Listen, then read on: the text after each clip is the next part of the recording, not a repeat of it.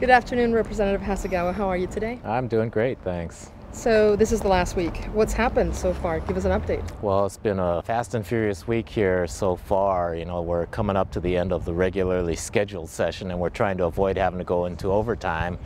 So we've got a lot of work to get done here in the last few days. I've had several bills of mine actually pass. In fact, one of mine just passed about 10 minutes ago now. The mentoring bill. The mentoring bill, yes. And this is a pretty good little bill.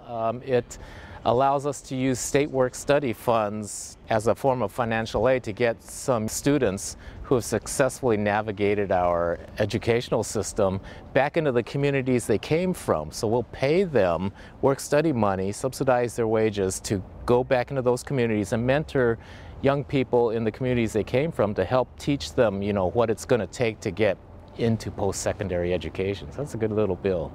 It was amended in the Senate, though. It was amended in the Senate. It's not anywhere near what I was hoping it would be. But Western has the foundation money and some of the other grant money that they're going to be using to administer this as a pilot program. So we'll collect a lot of data and see how well this helps those youth in those disadvantaged communities and help them to figure out how they can get into post-secondary education. Great. And then you also had several community development bills that passed. Yes, I've been talking about this throughout the session on my previous video updates, and most of those are getting signed right now. We've passed them off both the Senate and the House floors, so hopefully they're working their way over to the governor's desk.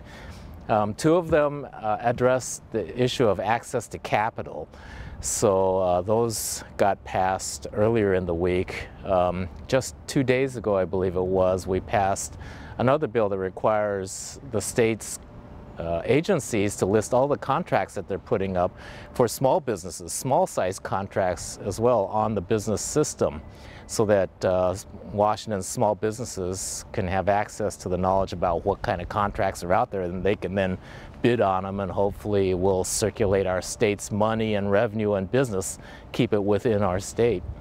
Great.